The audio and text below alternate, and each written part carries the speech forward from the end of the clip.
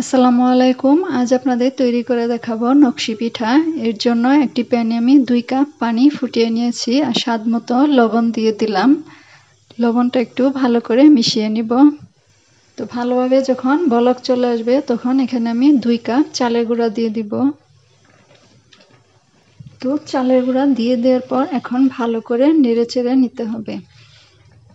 তো এখানে আমি ভিজা চালের গুঁড়াটা নিয়েছিলাম, এর জন্য একটু নরম মনে হচ্ছে, তাই আমি আরো হাফ কাপ পরিমাণ চালের গুঁড়া দিয়ে দিলাম। আপনারা যদি শুকনা চালের গুঁড়া দিয়ে পিঠা তৈরি করতে চান সেক্ষেত্রে 2 কাপ চালের গুঁড়াই হয়ে যাবে, কারণ শুকনা চালের গুঁড়া পানি একটু বেশি টানে। তো ভালো করে আমি নেড়েচেড়ে মিশিয়ে নিয়েছি আর চুলাটা অফ করে দিয়েছি। এখন আমি ঢেকে 10 মিনিট অপেক্ষা করব। তো 10 মিনিট পর ডোটা নিয়েছি, এখন দেখতে পাচ্ছেন সামান্য একটু চালের গুঁড়া দিয়ে এখন ভালো করে মথে নিতে হবে। আর খোলা জায়গায় নিয়ে নেবেন যাতে মথে নিতে সুবিধে হয়। মথে সফট করে নিতে হবে, ডোটা যাতে সফট হয়। তো ভালো করে সফট করে ডোটা আমি মেখে নিয়েছি, দেখতে পাচ্ছেন। তো একটা বাটিতে আমি রেখে দিব আর এভাবে অল্প অল্প করে নিয়ে তারপর বেলে পিঠা তৈরি করে নিব। আর বাকি ডোটুকু ঢেকে রেখে দিতে হবে, ঢেকে না রাখলে উপরটা শক্ত হয়ে যাবে। তো এখন আমি পিঠাগুলো তৈরি করে নিব। প্রথমে ডোটা ভালো করে গোল করে নিতে হবে, তারপর হাত দিয়ে এইভাবে একটু চেপে দিতে হবে। এখন ছোট একটা রুটি তৈরি করে নিব। এই তো এরকম হবে, বেশি পাতলাও না আবার বেশি মোটাও না। তো আজকে আমি একদম পৃথিবীর সবথেকে সহজ একটি ডিজাইন দেখাবো। এই ডিজাইনটা যে কেউ করতে পারবে, একদম সহজ একটি ডিজাইন।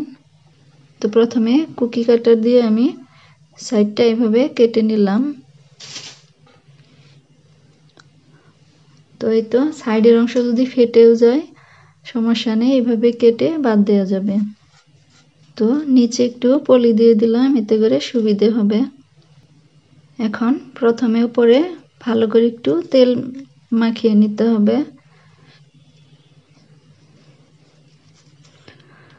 আর তারপর এখানে আমি একটা শাসলিকের কাঠি নিয়েছি। খেজুরের কাঁটা থাকলে বেশি ভালো হয়, তো আমার কাছে খেজুরের কাঁটা নেই, চাইলে টুথপিক দিয়েও করতে পারেন। আর নিয়েছি বোতলের মুখা। এখন প্রথমে মাঝখানে একটু দাগ কেটে নিতে হবে।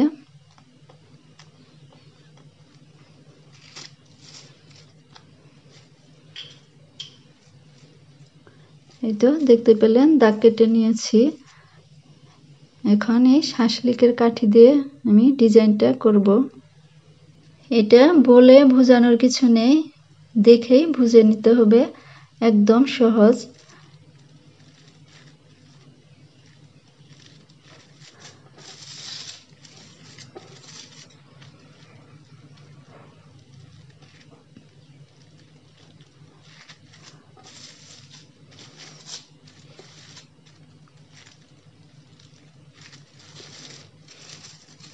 এই তো মাঝখানে একটু করে নিয়েছি। আর যদি ব্যাটার লেগে থাকে তাহলে হাত দিয়ে এইভাবে একটু মুছে নেবেন। তো এখন এইভাবে দিয়ে নিব।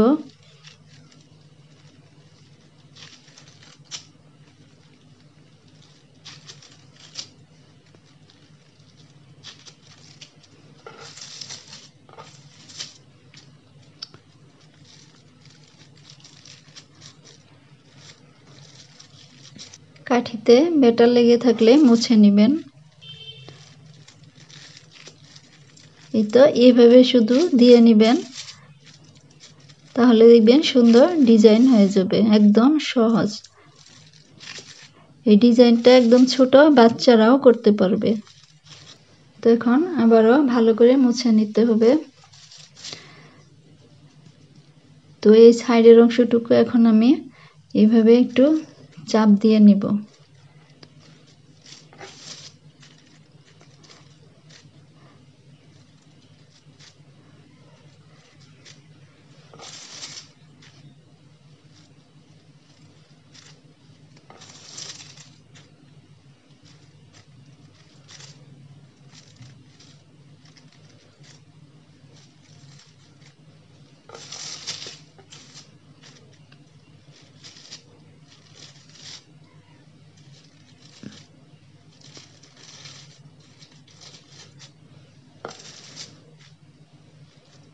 এই তো দেখতে পারলেন, একদম পৃথিবীর সবথেকে সহজ একটি ডিজাইন।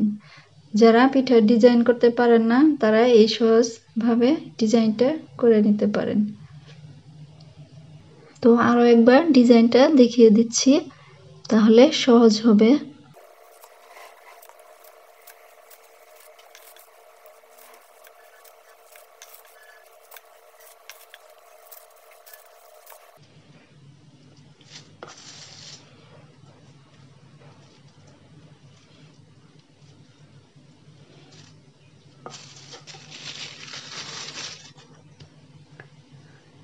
এই তো দেখতে পারলেন, এভাবে করে সবগুলো পিঠা আমি তৈরি করে নিব। তো সবগুলো পিঠা আমি এরকম করে ডিজাইন করে বানিয়ে নিয়েছি, এখন ভেজে নিব। পিঠা ভাজার আগে শিরা তৈরি করে নেব। এর জন্য এখানে আমি হাফ কাপ পরিমাণ গুড় নিয়েছি আর একটা এলাচ দিয়ে দিলাম। এখন হাফ কাপ পরিমাণ পানি দিয়ে গুড়টা জাল করে নিতে হবে। আমি অল্প শিরা তৈরি করব, এর জন্য হাফ কাপ গুড় নিলাম, কারণ আমি সবগুলো পিঠা শিরায় দিব না, কিছু পিঠা আমি সংরক্ষণ করে রেখে দিব। গুড় জাল করে একদম ঘন শিরা তৈরি করতে হবে না, ভালোভাবে গুড়টা সম্পূর্ণ গলে গেলেই হবে। বেশি যদি আঠালো করেন তাহলে কিন্তু পিঠা যখন হাত দিয়ে ধরবেন হাত একদম আঠালো হয়ে যাবে। শিরাটা বেশি পাতলাও হবে না আবার ঘনও হবে না। তো এখন আমি চুলা থেকে নামিয়ে নিব।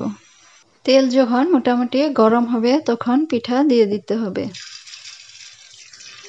আবার অতিরিক্ত গরম তেলে পিঠা দিতে যাবেন না, এতে করে একটু পুড়ে যেতে পারে আর ভালো মচমচে হবে না।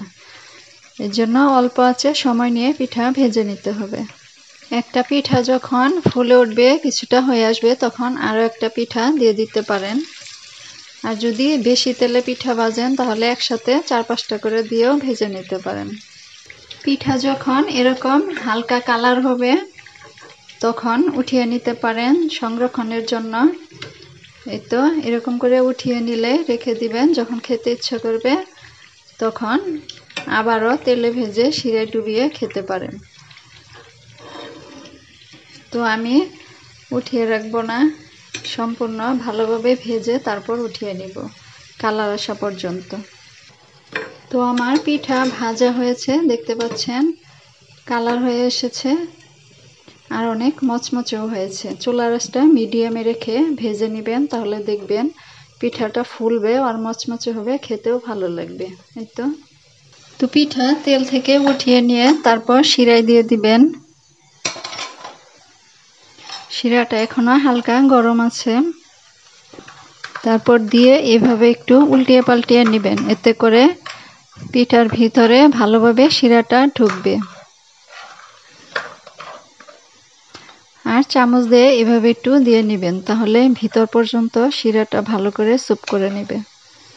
তো এইভাবে চামচের সাহায্যে দিয়ে নেবেন, বেশিক্ষণ রাখতে হবে না, এভাবে উল্টিয়ে পাল্টিয়ে শিরাটা দিয়েই তারপর উঠিয়ে ফেলতে হবে। তারপর এভাবে কিছুক্ষণ ধরে রাখবেন, তাহলে বাড়তি শিরাগুলো পড়ে যাবে। এই তো সবগুলো শিরায় চুবিয়ে তারপর এখানে আমি এভাবে নিয়ে নিব একটা প্লেটে। তো কিছু পিঠা আমি শিরায় দিয়েছি আর কিছু পিঠা আমি হালকা ভেজে নিয়েছি, দেখতে পাচ্ছেন। এগুলো আমি সংরক্ষণ করব, যখন খেতে ইচ্ছে করবে আবারও তেলে ভেজে তারপর শিরায় দিব। আর এই পিঠাগুলো খেতে অনেক মজা হয়। একটা ভেঙে আপনাদের দেখাচ্ছি কতটা মচমচে। তো শুনতে পারলেন, আর খেতে অনেক মজা হয়। আশা করছি রেসিপিটি ভালো লেগেছে। পিঠা রেসিপি ভালো লেগে থাকলে প্লিজ লাইক, শেয়ার, কমেন্ট করে চ্যানেলটি সাবস্ক্রাইব করে পাশে থাকবেন। আল্লাহ হাফেজ।